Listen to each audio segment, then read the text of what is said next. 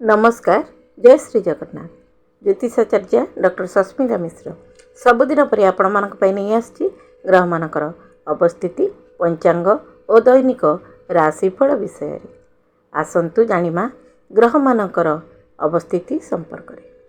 मंगल मेष राशि रे, देवगुरु बृहस्पति वृष राशि रे, रवि बुध शुक्र मिथुन राशि रे, केतु कन्या राशि रे, चंद्रमा तुला राशि रे, शनि कुंभ राशि रे, राहु मीन राशि रे संचरण कर। आज पंचांग 2024 मसीहा जून मास 17 तारिख विक्रम संवत 2081 शकाब्द 1945 साल 1431 गजपति अंक 68 रवि उत्तरायण गति ग्रीष्म ऋतु ज्येष्ठ मास शुक्ल पक्ष सोमवार एकादशी तिथि दिवा 2:29 पर्यंत चित्रा नक्षत्र परिस्वाति नक्षत्र रात्र 10:49 पर्यंत परिघ जोग परे शिव जोग अपराह्न 5:32 पर वाणिज्यकरण निशांत पर्यंत निशांत 5:12 पर्यंत विष्टिकरण। आज सूर्योदय प्रातः 5:10 बेले सूर्यास्त संध्या 6:10 राहु काल प्रातः 6:45 रु दिवा 8:25 पर्यंत राहु काल रे समस्त शुभ कार्य वर्जनीय। मिथुन राशि घातवार गोचर कुंडली रे चंद्रमा तुला राशि रे पूर्वार्ध रे चंद्रमा और राहु नक्षत्र रे संचरण करिवे। राशि चक्र क्रम अनुसार 12 राशि रे की प्रकार फलाफल प्रदान करिवे आसंतु जानिमा। मेष राशि सप्तमस्थ चंद्रमा राहु नक्षत्र रे शुक्र प्रभाव रे संचरण करिवे। कार्य क्षेत्र रे सफलता मिलिबो। कार्य क्षेत्र रे नूतन योजना कार्यकारी होई पारे। पूर्वरु लागि रहितबा माली मुकदमा समाधान हेबो। पराजित भय रे गुरुत्वपूर्ण निर्णय नहीं पारिबे नाही। नूतन दायित्व लाभ करी व्यस्तता मध्य रे रहिबे। संपत्ति क्रय करि पारंती एवं लाभदायक परिस्थिति सृष्टि हो पारे। सावधान रुहंतु। चरित्र उपरे अंकुश लागि पारे। दाम्पत्य जीवन सुखमय। दिनटी को सुखमय करने को प्रातः काल रे हनुमान पाखरे श्रीफल भोग दियंतु। वृष राशि षष्ठस्थ चंद्रमा राहु नक्षत्र रे मंगल प्रभाव रे संचरण करिवे। कार्य क्षेत्र रे सफलता मिलिबो। कार्य क्षेत्र रे निजर भूल सुधारिबा को सुजोग मिल पारे। व्यावसायिक क्षेत्र रे सफलता लाभ करिवे। मात्र व्यवसाय रे करज दियंतु नहीं। यात्रा सफल हेबो। मन रे अजणा आतंक सृष्टि हेबो। दाम्पत्य जीवन सुखमय। दिनटी को सुखमय करने को बजरंग बाण और हनुमान चालीसा पाठ करंतु। मिथुन राशि पंचमस्थ चंद्रमा राहु नक्षत्र रे शुक्र प्रभाव रे संचरण करिवे। कार्य क्षेत्र रे असुविधाजनक परिस्थिति पई कार्य संपूर्ण करने को कष्ट हेबो।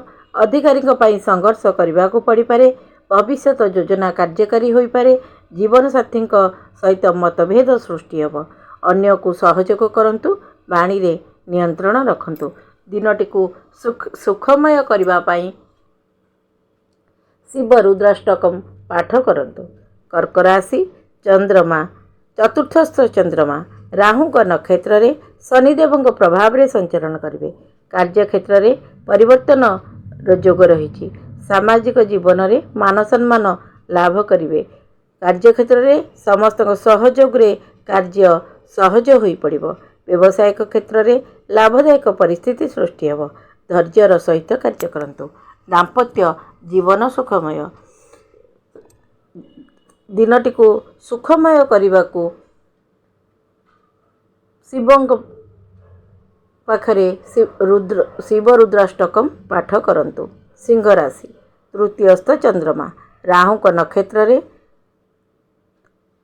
प्रभाव रे संचरण करिवे। भाग्यर सहयोग मिलिबो। भावनात्मक संपर्क रे नूतन योजना कार्यकारी होई पारे।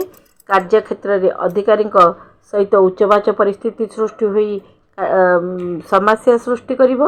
विरोधी सहयोगर हाथ बढ़ाइबे। ବାଦ ବିବାଦରୁ ଦୂରେଇ ରୁହନ୍ତୁ। କାହାକୁ ଭରସା କରନ୍ତୁ ନାହିଁ। ବାଣୀରେ ନିୟନ୍ତ୍ରଣ ରଖନ୍ତୁ। ଦିନଟିକୁ ସୁଖମୟ କରିବା ପାଇଁ ବଜରଙ୍ଗ ବାଣ ଓ ହନୁମାନ ଚାଳିଶା ପାଠ କରନ୍ତୁ। କନ୍ୟା ରାଶି ଦ୍ୱିତୀୟସ୍ଥ ଚନ୍ଦ୍ରମା ରାହୁଙ୍କ ନକ୍ଷତ୍ରରେ ମଙ୍ଗଳଙ୍କ ପ୍ରଭାବରେ ସଞ୍ଚରଣ କରିବେ। କଥାବାର୍ତ୍ତାରେ ଶାଳୀନତା ରକ୍ଷା କରନ୍ତୁ। ଆପଣଙ୍କ ବ୍ୟବହାରରେ ଲୋକ ବିରକ୍ତ ପ୍ରକାଶ କରିବେ। ପୂର୍ବରୁ ଥିବା ବାଦ ବିବାଦର ସମାଧାନ ଘଟିବ। ଭୌତିକ ସୁଖ ପାଇଁ ଖର୍ଚ୍ଚାନ୍ତ ହୋଇପାରନ୍ତି। ନକାରାତ୍ମକ ଚିନ୍ତାଧାରାରୁ ନିଜକୁ ଦୂରେଇ ରଖନ୍ତୁ। ମାନସିକ ଅସ୍ଥିରତା ସୃଷ୍ଟି ହେବ। ବାହନ ଚଳାଚଳରେ ସାବଧାନତା ଅବଲମ୍ବନ କରନ୍ତୁ। ଜୀବନସାଥୀଙ୍କ ସ୍ୱାସ୍ଥ୍ୟରେ ସମସ୍ୟା ସୃଷ୍ଟି ହୋଇ ମାନସିକ ଅଶାନ୍ତି ଦେଖାଦେବ। ଦିନଟିକୁ ସୁଖମୟ କରିବାକୁ ମାତା ଲକ୍ଷ୍ମୀକୁ ଆରାଧନା କରନ୍ତୁ। ତୁଳା ରାଶି ତୁଳା ରାଶିରେ ଚନ୍ଦ୍ରମା ରାହୁଙ୍କ ନକ୍ଷତ୍ରରେ ଦେବଗୁରୁଙ୍କ ପ୍ରଭାବରେ ସଞ୍ଚରଣ କରିବେ। ସମୟ ଅନୁସାରେ କାର୍ଯ୍ୟ ସମ୍ପୂର୍ଣ୍ଣ କରିବାକୁ କାର୍ଯ୍ୟକ୍ଷେତ୍ରରେ ମନ ଲାଗିବ ନାହିଁ। ଆତ୍ମବିଶ୍ୱାସର ସହିତ କାର୍ଯ୍ୟ ଆରମ୍ଭ କରନ୍ତୁ। ମାଲି ମକଦ୍ଦମାରେ ଅଧିକାରୀ ବିରକ୍ତ ପ୍ରକାଶ କରିପାରନ୍ତି। ମାନ ସମ୍ମାନରେ ହାନି ଘଟିବ। ଅର୍ଥ ସମ୍ପର୍କରେ ଚିନ୍ତା ଲାଗି ରହିବ। ଜୀବନସାଥୀଙ୍କ ସ୍ୱାସ୍ଥ୍ୟରେ ସମସ୍ୟା ଦେଖାଦେବ। ଦିନଟିକୁ ସୁଖମୟ କରିବାକୁ ଶିବ ରୁଦ୍ରାଷ୍ଟକମ୍ ପାଠ କରନ୍ତୁ। ବିଛା ରାଶି ଦ୍ୱାଦଶସ୍ଥ ଚନ୍ଦ୍ରମା ରାହୁଙ୍କ ନକ୍ଷତ୍ରରେ ଶନିଦେବଙ୍କ ପ୍ରଭାବରେ ସଞ୍ଚରଣ କରିବେ। କାର୍ଯ୍ୟକ୍ଷେତ୍ରରେ ଉଚ୍ଚ ଅଧିକାରୀଙ୍କ ସହଯୋଗ ମିଳିବ। ମାନସିକ ଅସ୍ଥିରତା ସୃଷ୍ଟି ହେବ। ସାମୂହିକ କାର୍ଯ୍ୟରେ ଏକାକୋଟିଆ ନିଷ୍ପତ୍ତି ନିଅନ୍ତୁ ନାହିଁ। ଜାଣିଶୁଣି ଲୋକ ସମସ୍ୟା ସୃଷ୍ଟି କରିବାକୁ ଚେଷ୍ଟା କରିବେ। ଯାତ୍ରା କରିପାରନ୍ତି। ପୁଞ୍ଜି ନିବେଶ କରନ୍ତୁ ନାହିଁ। ବାଣୀରେ ନିୟନ୍ତ୍ରଣ ରଖନ୍ତୁ। ଯାନବାହନ ଚଳାଚଳରେ ସାବଧାନତା ଅବଲମ୍ବନ କରନ୍ତୁ। ଦିନଟିକୁ ସୁଖମୟ କରିବାକୁ ବଜରଙ୍ଗ ବାଣ ଓ ହନୁମାନ ଚାଳିଶା ପାଠ କରନ୍ତୁ। ଧନୁରାଶି ଏକାଦଶ ଚନ୍ଦ୍ରମା ରାହୁଙ୍କ ନକ୍ଷତ୍ରରେ ଶୁକ୍ରଙ୍କ ପ୍ରଭାବରେ ସଞ୍ଚରଣ କରିବେ। କାର୍ଯ୍ୟକ୍ଷେତ୍ରରେ ବିଳମ୍ବ ଯୋଗୁଁ ସମସ୍ୟା ସୃଷ୍ଟି ହୋଇପାରେ। ନୂତନ ସମ୍ପର୍କରେ ଭାଗ୍ୟୋଦୟ ଘଟିବ। ଦ୍ୱିବିଧ ସ୍ଥିତି ପ୍ରଗତି କ୍ଷେତ୍ରରେ ବାଧା ସୃଷ୍ଟି କରିବ। ଚିନ୍ତାର ମୁକ୍ତି ହୋଇପାରନ୍ତି। ବନ୍ଧୁଙ୍କ ସହଯୋଗ ମିଳିବ। ଜୀବନସାଥୀଙ୍କ ସମ୍ମାନ କରନ୍ତୁ।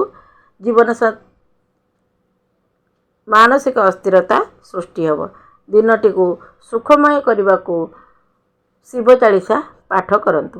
ମକର ରାଶି ଦଶମସ୍ଥ ଚନ୍ଦ୍ରମା ରାହୁଙ୍କ ନକ୍ଷତ୍ରରେ ବୁଧଙ୍କ ପ୍ରଭାବରେ ସଞ୍ଚରଣ କରିବେ।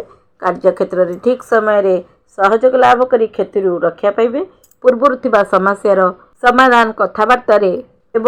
ପରିବାର ମଧ୍ୟରେ ଅଶାନ୍ତ ପରିସ୍ଥିତି ଶାନ୍ତ ପଡ଼ିବ। ଯୋଜନା ଗୁପ୍ତ ରଖନ୍ତୁ। ଜୀବନସାଥୀଙ୍କ ସହିତ ମଧୁର ସମ୍ପର୍କ ସ୍ଥାପନ କରିବାକୁ ଚେଷ୍ଟା କରନ୍ତୁ। ଦିନଟିକୁ ସୁଖମୟ କରିବାକୁ ବଜରଙ୍ଗବାଲୀଙ୍କ ପାଖରେ ରାଶି ତେଲରେ ଦୀପଟିଏ ଜଳାନ୍ତୁ। କୁମ୍ଭ ରାଶି ନବମସ୍ଥ ଚନ୍ଦ୍ରମା ରାହୁଙ୍କ ନକ୍ଷତ୍ରରେ ଶୁକ୍ରଙ୍କ ପ୍ରଭାବରେ ସଞ୍ଚରଣ କରିବେ। କାର୍ଯ୍ୟକ୍ଷେତ୍ରରେ ଆତ୍ମବିଶ୍ୱାସ ସହିତ କାର୍ଯ୍ୟ କରନ୍ତୁ। ସମସ୍ତଙ୍କ ସହଯୋଗ ମିଳିବ। ଦେନ ନେଣ କ୍ଷେତ୍ରରେ ସାବଧାନତା ଅବଲମ୍ବନ କରନ୍ତୁ। ମିଥ୍ୟା ଆରୋପ ଲାଗିପାରେ। କରଜ କରିପାରନ୍ତି। ଧୈର୍ଯ୍ୟର ସହିତ ସଫଳତା ଲାଭ କରିବେ। ଅଟକିଥିବା ଅର୍ଥ ଫେରସ୍ତ ପାଇବେ। ଜୀବନସାଥୀଙ୍କୁ ସମ୍ମାନ କରନ୍ତୁ। ଦିନଟିକୁ ସୁଖମୟ କରିବାକୁ ଶିବ ରୁଦ୍ରାଷ୍ଟକମ୍ ପାଠ କରନ୍ତୁ। ମୀନ ରାଶି ଅଷ୍ଟମସ୍ଥ ଚନ୍ଦ୍ରମା ରାହୁଙ୍କ ନକ୍ଷତ୍ରରେ ଦେବଗୁରୁଙ୍କ ପ୍ରଭାବରେ ସଞ୍ଚରଣ କରିବେ। ଆର୍ଥିକ କ୍ଷେତ୍ରରେ ସଫଳତା ମିଳିବ। ପରିବାରରେ ସୁଖମୟ ପରିସ୍ଥିତି ସୃଷ୍ଟି ହେବ। ସନ୍ତାନର ଭାଗ୍ୟ ଉଦୟରେ ପ୍ରସନ୍ନତା ଲାଭ କରିବେ। ଜାଣିଶୁଣି କେହି ମନକୁ କଷ୍ଟ ଦେଇପାରନ୍ତି। ଦାମ୍ପତ୍ୟ ଜୀବନ ସୁଖମୟ। ଜୀବନସାଥୀଙ୍କର ସ୍ୱାସ୍ଥ୍ୟକୁ ନେଇ ଚିନ୍ତିତ ରହିବେ। ଦିନଟିକୁ ସୁଖମୟ କରିବାକୁ ଶ୍ରୀ ବିଷ୍ଣୁ ଭଗବାନଙ୍କୁ ଆରାଧନା କରନ୍ତୁ। ଏ ଥିଲା ମେଷଠାରୁ ମୀନ ପର୍ଯ୍ୟନ୍ତ 12ଟି ରାଶିର ରାଶିଫଳ। ଦୈନିକ ରାଶିଫଳର କାର୍ଯ୍ୟକ୍ରମଟି ଯଦି ଆପଣମାନଙ୍କୁ ଭଲ ଲାଗିଥାଏ ତାହେଲେ ଲାଇକ୍, ସେୟାର, ସବସ୍କ୍ରାଇବ୍ କରିବାକୁ ଆଦୌ ଭୁଲନ୍ତୁ ନାହିଁ। ନମସ୍କାର। ଜୟ ଶ୍ରୀ ଜଗନ୍ନାଥ।